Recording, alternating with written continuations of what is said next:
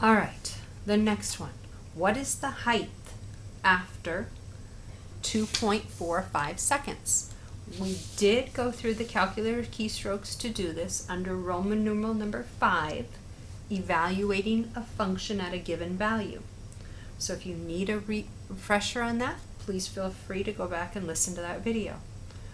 So they want to know the height after 2.45 seconds, so that is an input value. So what we can do is we're looking for the output value. They're telling us 2.45, so somewhere through here, and we're looking for this y value.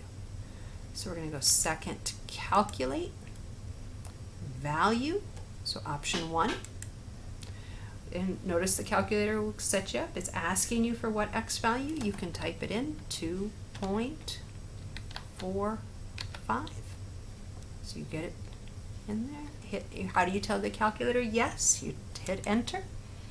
And notice that at 2.45 seconds, or at x equals 2.45, I have a height of 136.71 feet. And you can see that height right there. It's not quite up to our maximum, which we found earlier, but we can find an exact height. All right, so E, when will the grapefruit be at a height of 100? Now this is different because they didn't give us our x value, they're giving us our y value. So we did go over this in Roman numeral number 4 with the intersections is the model we're going to follow here. If they give you the y value, let's choose our y value. We want to keep our function in y1, but we want to go down to y2, and what we're going to do is enter the desired y value that we need. So 100 feet. If you go to your graph, what that creates is you have your first function that did not change, and now we can definitely see our y value at 100. It creates a horizontal line at y equals 100. Now we just need to find when. So remember, when is your independent variable, your independent variable, your x values. So we need to figure out what this x value would be here. But notice there's two different locations where the y value is 100. So we're going to start with this one on the left. We're going to find out what this point is. We already know the y value, but we're interested in the x value. So we can go to second calculate and choose intersect, because then we can find the intersection right there. So second calculate, option 5. Now, first curve and second curve. The way you can oscillate or toggle in between the two curves is you can hit your up or down arrow. Notice if I hit up or down, it goes between one and the other. I'm going to go ahead and start with my parabola as my first curve, and then my horizontal line is my second curve. When we have two different intersections, the calculator is a bit lazy. It will always look for whatever point it is closest to when you choose the curves. So I'm going to go over to the right a little bit, and notice I am closer to the one on the right than I am to the one on the left than I am to the one on the right. So when I hit enter, and then it's going to choose the second curve and hit enter, it's going to find the closest intersection to these 2 points.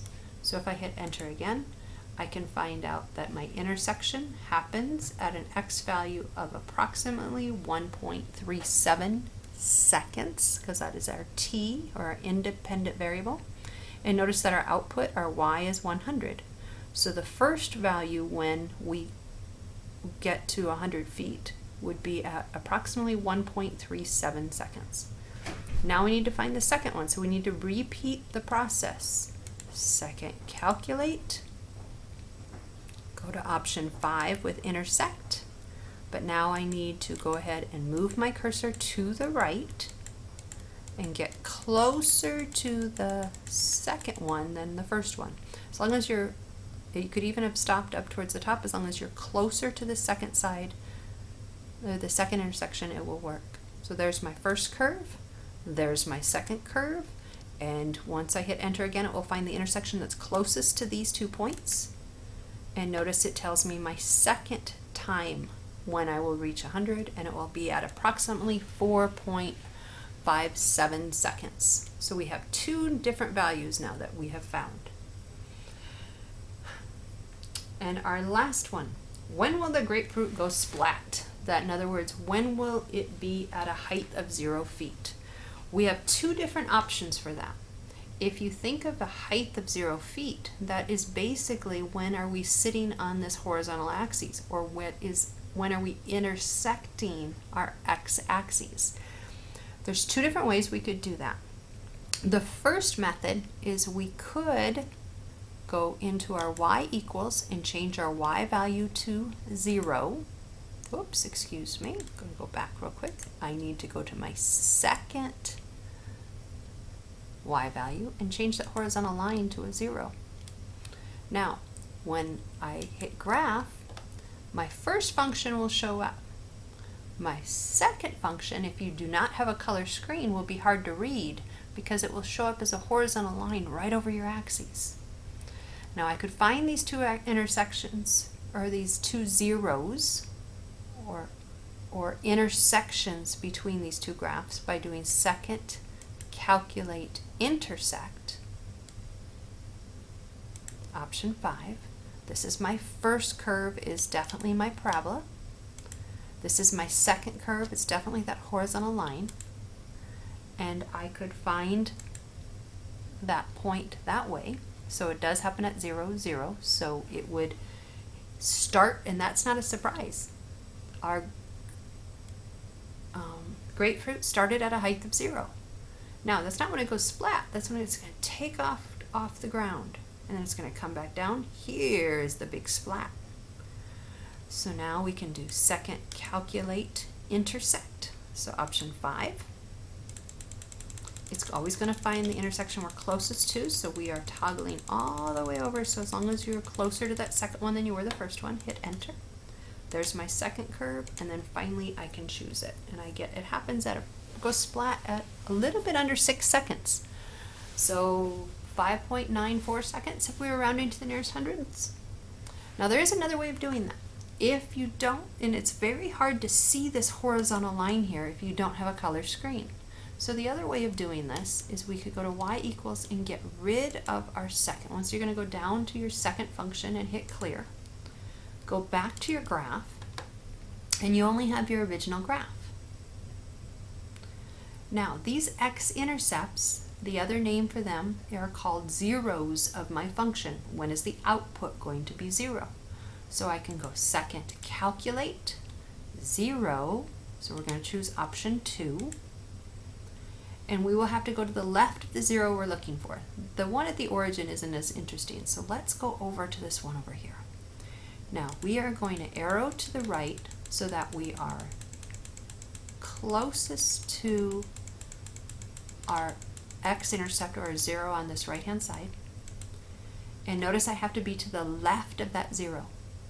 And so I hit enter.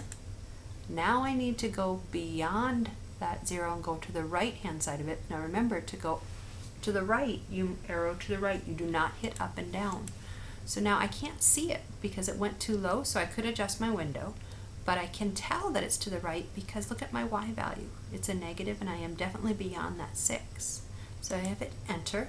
It's going to find an x-intercept, or a 0, in between these 2 points. Hit enter. And notice it gives us the same x value, or independent variable, that we had when we did this other method. So it will go splat after approximately 5.94 seconds. Please go back through these. If you have questions, you can watch the videos as often as you need to, and we are also available for you during office hours. Good luck!